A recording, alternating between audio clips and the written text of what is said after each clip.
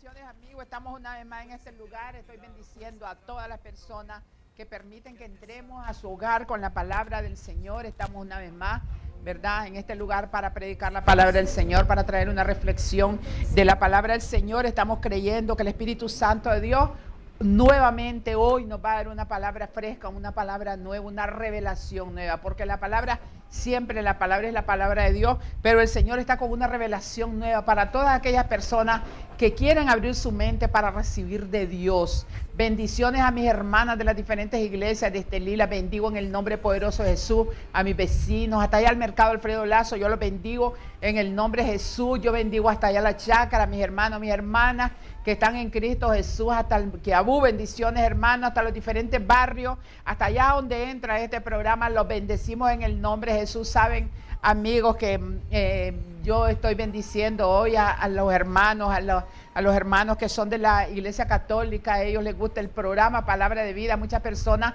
me han dicho que les gusta el programa Palabra de Vida y que es muy bonita la palabra, porque la palabra del Señor no tiene religión.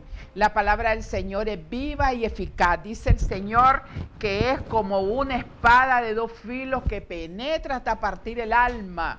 Dice, la palabra del Señor es vida para nuestros huesos. Dice que es lámpara a mis pies tu palabra y lumbrera mi camino, decía David el salmista, ¿verdad? Entonces estamos bendiciendo en el nombre poderoso del Señor a todas esas personas que miran el programa Palabra de Vida, que nos permiten entrar a sus hogares para que reciban una palabra buena, una palabra del Señor. Bendiciones a mi esposo, lo bendigo en el nombre del Señor, declaro la bendición de lo alto sobre su vida, a mi hija, a mi yerno, a mis hijos, lo bendigo, a mis nietos en el nombre de Jesús, a mis hermanos, lo bendigo en el nombre poderoso de Jesús, a los muchachos que están aquí, ¿verdad?, haciendo posible ese programa, lo bendecimos en el nombre poderoso de Jesús de Nazaret en esta hora. Bendito sea el nombre poderoso del Señor. Estamos diciéndole, hermano, que este programa, Palabra de Vida, ahora estamos llevándolo hasta el internet, ¿verdad? La gloria sea para Dios. En el Facebook ahorita se está transmitiendo en vivo en mi Facebook. Eso es lo que estoy creyendo, que en mi Facebook se está transmitiendo en vivo esta palabra, ¿verdad? Y en el internet ya mañana está la prédica, porque hay que subirla, ¿verdad? Entonces ya en la noche ya está esta prédica para que quede allí para bendición de todo aquel que necesite una palabra. Estamos creyendo que el Señor hoy nos va a bendecir con esta palabra, ¿verdad? Y la palabra que traemos en esta tarde se llama la kenosis de Cristo, ¿verdad? Esa es el mensaje, la kenosis de Cristo, el nacimiento de Jesús. El texto que nosotros vamos a estar reflexionando es en Filipenses, en el capítulo 2, del 5 al 8, vamos a estar leyendo ahorita, ¿verdad? Bendito Dios. Y vamos a leer esta palabra honrando al Padre. Conéctese conmigo para que leamos esta palabra y le pongamos cuidado a esta palabra, que es lo que dice. Filipenses 2, del 5 al 7. Vamos a leer dos versículos. Dice en la palabra: haya pues en vosotros este sentir que hubo también en Cristo Jesús, el cual, siendo en forma de Dios, no escatimó el ser igual a Dios como cosa que aferrarse, sino que se despojó a sí mismo, tomando forma de siervo, hecho semejante a los hombres. Nosotros vemos aquí a Cristo Jesús tomando forma de siervo. El siervo indefenso es un prototipo de la vida de Cristo Jesús, como estuvo en esta tierra, manso, solo oyendo la dirección de Dios, de su Padre, oyendo la dirección del cielo para él hacer su ministerio en esta tierra y culminar con su sacrificio en la cruz del Calvario. Hoy en día, cuando un niño va a nacer, hermano, amigo, cuenta con muchos recursos que antes no tenía, por ejemplo, la parte médica. Y qué decir de la alegría de los padres, de los tíos, que le preparan grandes cestas de bebé ropa, la cuna, todas las cosas posibles uno le compra al bebé que va a nacer en el hogar, ¿verdad?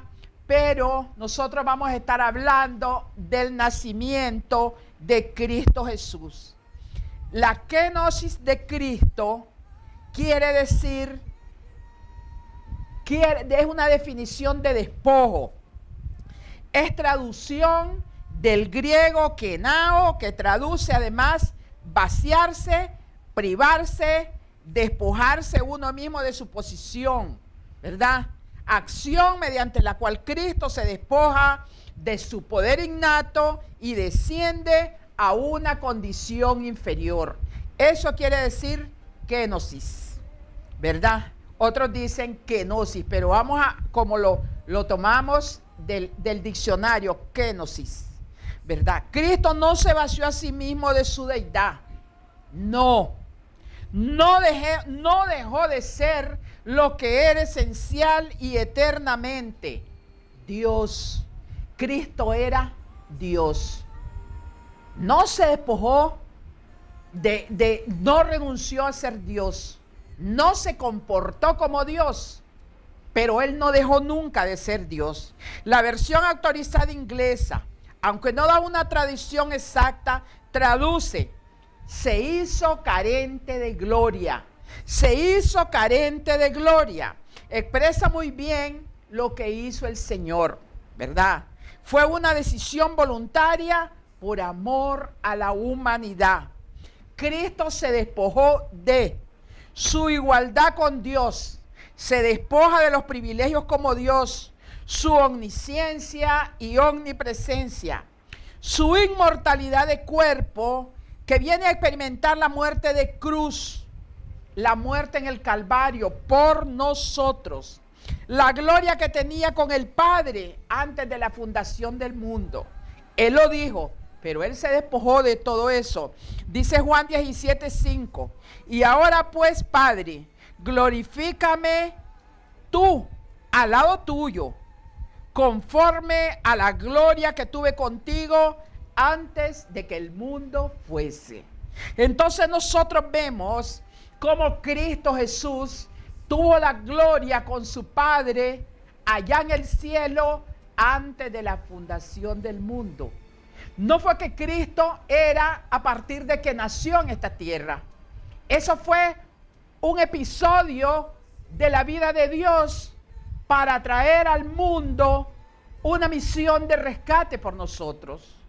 Cristo no fue cuando nació de una mujer, no fue cuando nació de una mujer. Él ya era desde antes de la fundación del mundo. Y si no, nosotros volvamos a leer lo que dice Juan 17:5. Ahora pues, Padre, glorifícame tú al lado tuyo con aquella gloria que tuve contigo antes de que el mundo fuese.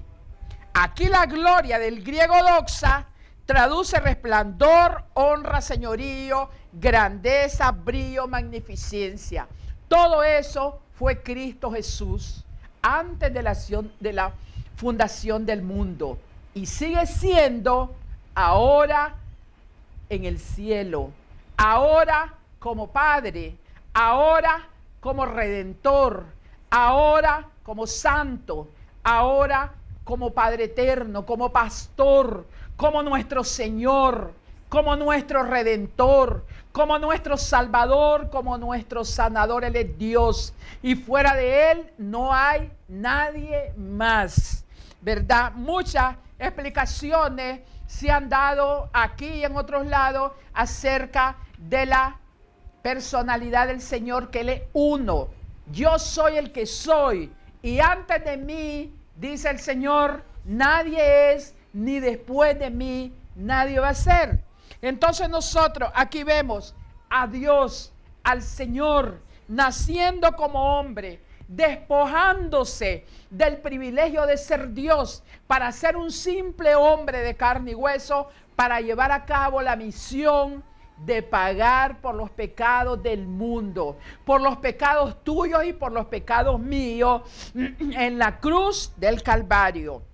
Entonces nosotros vemos cómo el Señor, Dios Todopoderoso, grande, en gloria, en maravilla, en poderío, se rebajó a su condición de hombre, de siervo, para venir a la gran misión que tenía que venir a hacer, como era la redención por nuestros pecados. Bendito sea el nombre de Jesús.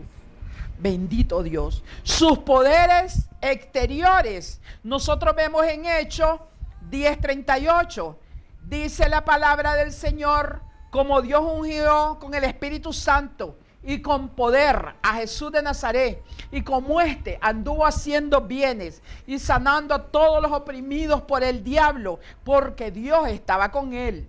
Nosotros vemos que los poderes exteriores del Señor no le fueron quitados, porque Él tenía el poder de sanar a los enfermos, de liberar. Fueron los únicos poderes que Él se dejó para hacer bien en la tierra, pero su deidad, su majestad, Él se despojó de eso para cumplir la misión. Vuelvo a repetir, sus poderes exteriores. Jesús mismo nos enseña que Él dependió de la unción del Espíritu Santo para caminar en un ministerio sobrenatural. Y es que el Espíritu Santo, allá en Isaías, nosotros leemos en el libro de Isaías que el Señor dice: porque me ha ungido el Señor para dar libertad a los cautivos, para traer las buenas nuevas a la tierra, para libertar a los que están presos. El Señor ungió a Jesús de Nazaret para todas esas cosas, para el ministerio, para lo que le iba a pasar, para lo que Él tenía que hacer en esta tierra. Fue con el poder del Espíritu Santo de Dios, porque Él era carne, Él era en carne que estaba aquí, pero Él necesitaba el poder del cual se había despojado para hacer las cosas aquí en la tierra. Para pasar por alto las ofensas, para pasar por alto que lo querían apedrear, que lo querían matar antes de tiempo, para pasar por alto que se burlaban de él, que le ponían trampa, para pasar por alto muchas cosas. Él recibió el poder, pero también Él sanaba a los enfermos, también Él multiplicaba los panes para cuando las muchedumbres tenían hambre. Pero el Señor lo ungió para eso. Desde que vino a la tierra, el Señor lo ungió, ¿verdad? Para eso, para que hiciera lo que tenía que hacer, lo que le había sido mandado a hacer sobre esta tierra. Vamos a ver la genealogía y el nacimiento de Jesús. La genealogía de Jesús nos muestra el derecho legal al trono. Vamos a ver en Mateo 1:1 dice: hijo de David, hijo de Abraham. Nosotros vemos que llamado hijo de David, así lo describen. Esto demuestra que es de la familia real, legítimo heredero del trono de David. Las genealogías de los evangelios de Mateo y Lucas nos enseñan esta verdad. Hijo de Abraham, es decir, la simiente por la cual la tierra sería bendita. El Señor le dijo a Abraham: de tu simiente, por tu simiente, todas las familias de la tierra serán benditas. Estamos hablando de todas. El propósito del Señor era que todos nosotros fuéramos sus hijos, de que todos nosotros fuéramos benditos. Pero no todos en esta tierra somos los hijos de Dios, y no todos en esta tierra somos los benditos de Dios. Somos las familias benditas. ¿Por qué razón? Porque para que nosotros seamos hijos de Dios, nosotros tenemos que aceptar al Señor Jesús como nuestro Salvador. Nosotros tenemos que declarar y creer en Él, que Él es el Dios de poder que nos puede salvar de todo pecado. Esa es lo que nosotros tenemos que declarar.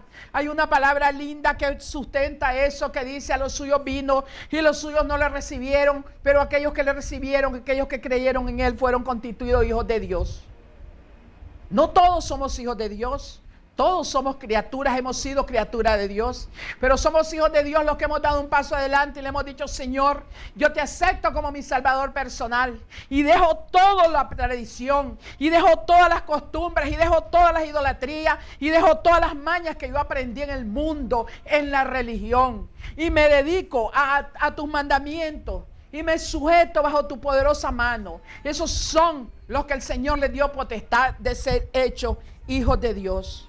Entonces Jesús de Nazaret era el heredero del trono de David y el heredero de la promesa cuando el Señor le dijo a Abraham: de tu simiente, con tu simiente, la tierra será bendita. Por medio tuyo, la tierra será bendita, ¿verdad? Los geólogos de los evangelios de Mateo y de Lucas nos enseñan esta verdad. Su nacimiento, el cumplimiento profético en Isaías, en el libro de Isaías, que dice: de una virgen será nacido, hijo no es nacido, una virgen, primogénito de la tribu de Judá, en Belén. Lucas 2, tenemos aquí Lucas 2, del 4 al 7. Vamos a ver qué dice Lucas 2, del 4 al 7. Y es la historia del nacimiento del Señor. José subía de Galilea, de la ciudad de Nazaret, a Judea, la ciudad de David, que se llama Belén, por cuanto era de la casa y familia de David. José era descendiente de la casa de David. Era de la casa y descendiente de la casa de David. Por eso es que le decían a Jesús de Nazaret: Jesús, hijo de David. Porque había el nexo, ¿verdad?, de que era descendiente por José de David, ¿verdad? Y sigue diciendo la palabra, dice que José había subido ese día para ser empadronado con María su mujer, desposada con él, la cual estaba encinta. Y aconteció que estando ellos ahí, se cumplieron los días de su alumbramiento, y dio a luz a su hijo primogénito, no unigénito, primogénito. Unigénito es de Dios, pero de María, primogénito. Dice: de su hijo primogénito, y lo envolvió en pañales y lo acostó en un pesebre, porque no había lugar para ellos en el mesón.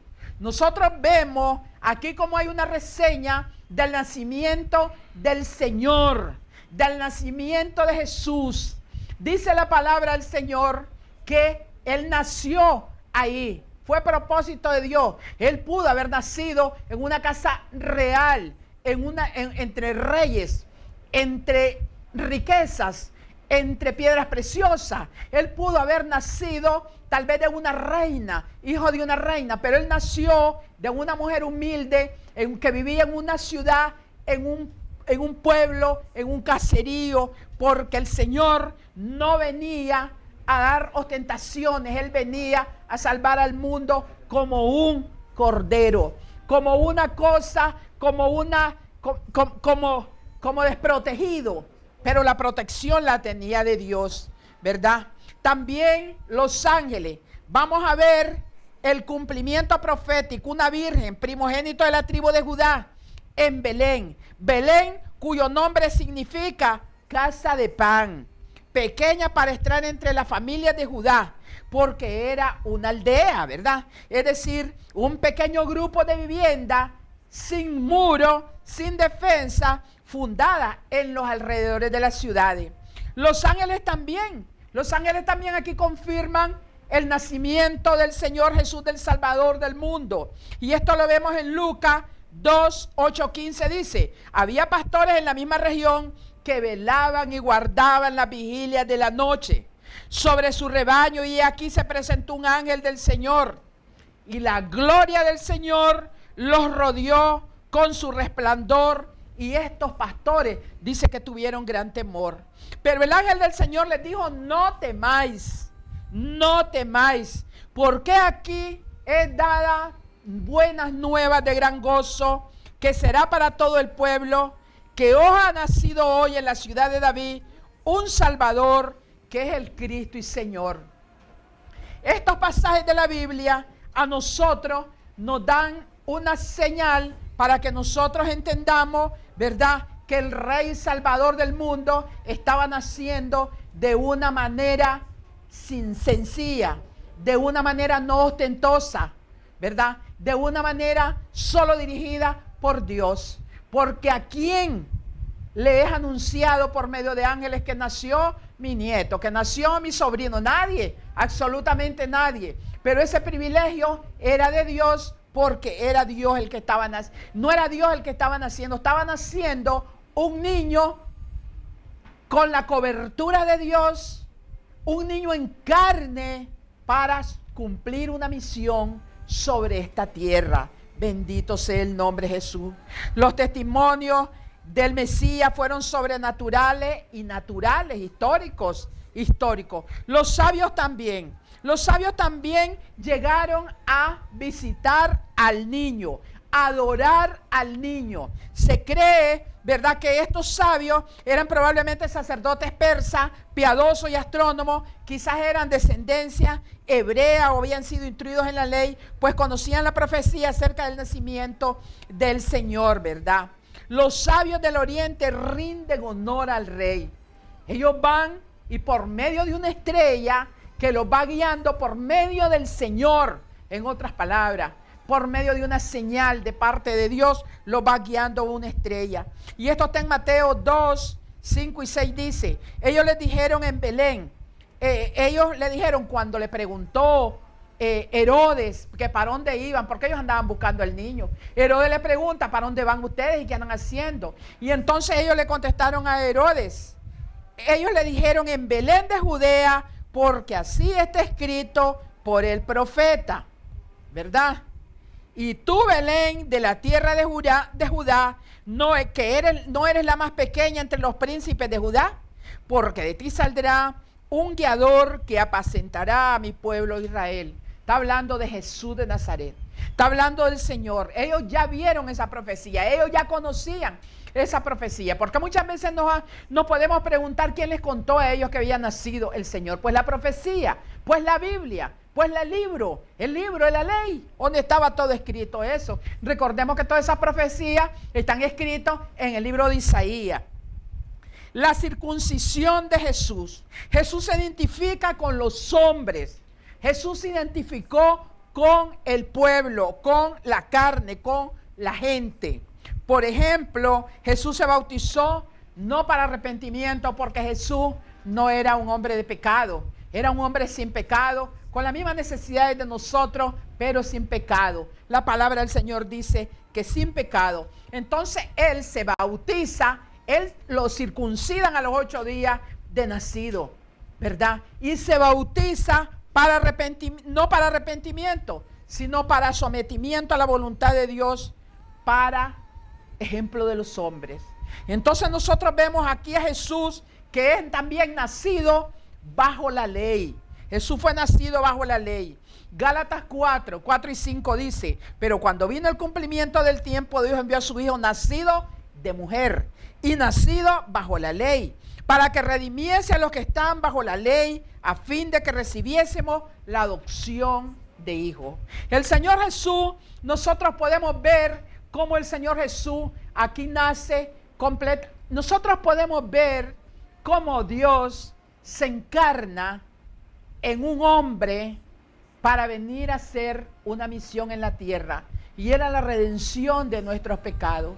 Si nosotros nos vamos más atrás al pecado de desobediencia de Adán y Eva, nosotros ya sabemos que Dios es poderoso, es omnipresente, es omnisciente, y Él sabía lo que iba a pasar en el huerto. Del motivo por el cual hizo lo que hizo, de poner a esa pareja en el huerto del Edén, sabiendo que ellos iban a fallar, ese motivo no lo sabemos. Ese motivo, por lo menos yo no lo sé, por qué el Señor hizo eso sabiendo que lo iban a desobedecer. Pero a mí me parece que el Señor, como tiene misericordia de nosotros, entonces nos pone que tal vez nos arrepentimos, como sigue de la misma manera hoy anunciando que Él va a venir por una iglesia sin mancha y sin arruga, como Él sigue anunciando que se conviertan las vidas, que se arrepientan, para que no se vayan al infierno.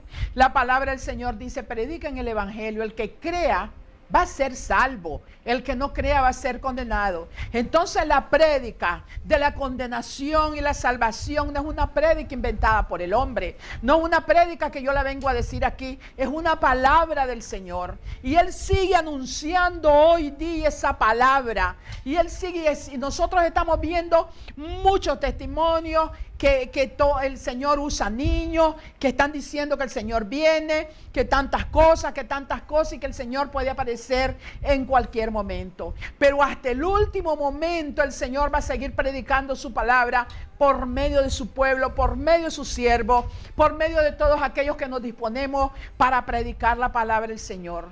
El clamor del Señor para el mundo siempre sigue diciendo lo mismo, siempre sigue siendo el mismo: arrepentíos y convertíos de vuestra maldad, arrepiéntanse, conviértanse, porque después van a venir para vosotros tiempos de refrigerio. Y es que cuando nosotros hacemos una decisión por Cristo Jesús, ¿verdad? Aceptándolo como nuestro Salvador, apartándonos de todo pecado. Hoy en día el pecado en el mundo va escalando cada vez y más, las cosas se van poniendo mucho más fuerte. El pecado. Nosotros vemos las noticias, hermanos, nosotros vemos las noticias, amigos, y nosotros los que sabemos y entendemos que todas estas cosas van a pasar, nosotros solo nos reímos, y no es que nos reímos del gozo de lo que pasa, sino que decimos: Señor, nos gozamos y decimos: Señor, todo lo que dices en tu palabra, eso se está cumpliendo. Todo lo que la palabra ha anunciado, eso se va a cumplir, hermano. No va a dejar de cumplirse ninguna cosa. Palabra que el Señor ha dicho no va a caer a tierra. Se va a cumplir, hermano. Y así como se va a cumplir toda esta palabra, así se va a cumplir la venida del Señor. Por eso el Señor sigue siendo el mismo ayer, hoy y siempre, diciendo: convertíos, arrepentíos, guárdense de todo pecado, apártense de todo mal. Desde Juan el Bautista, hermano, que predicaba y decía: yo soy una voz en el desierto, yo soy esa voz en el desierto, predicando, porque el que viene detrás de mí es más poderoso, ¿verdad? Son los mismos tiempos ahora. Son los mismos tiempos. Nosotros predicando, levantando la voz como trompeta, tipo Juan el Bautista, predicando la palabra del Señor, porque el que va a venir después, ese va a venir, ya no va a venir a sufrir, ya no va a venir a ser inmolado, ya no va a venir a ser crucificado. Ahora va a venir, hermano, con poder y gloria, a levantarse a su iglesia, a levantarse al pueblo que haya escuchado la voz del Señor y se hayan apartado de todo mal, se hayan apartado de todo pecado, hermano. Nosotros tenemos que ser oídos abiertos, porque en los últimos tiempos y en estos lugares del mundo, a los que predicamos la palabra todavía nos es permitido. Todavía el diablo está terminando con allá donde le dan más culto, para después venir a quitarnos a nosotros la prédica. Pero el Señor va a venir entonces. El Señor va a venir entonces a recoger a todo aquel que haya escuchado, que haya abierto su corazón y su mente y haya recibido al Señor como su Salvador. Muchas hermanas a mí me pueden decir, muchos hermanos me pueden decir: hermana, yo creo en Cristo. Pero yo tengo una respuesta para toda esa gente. Yo tengo una respuesta hoy para esa gente que me dice: yo creo en Cristo, y están en el mundo haciendo de toda cosa. Vamos a tomar un poquito de agua y vamos a oír una alabanza que el hermano nos tiene. Y recuerden, si quieren oración para el final del programa, en el nombre de Jesús, no se vaya, que ya vamos a venir con el final del mensaje.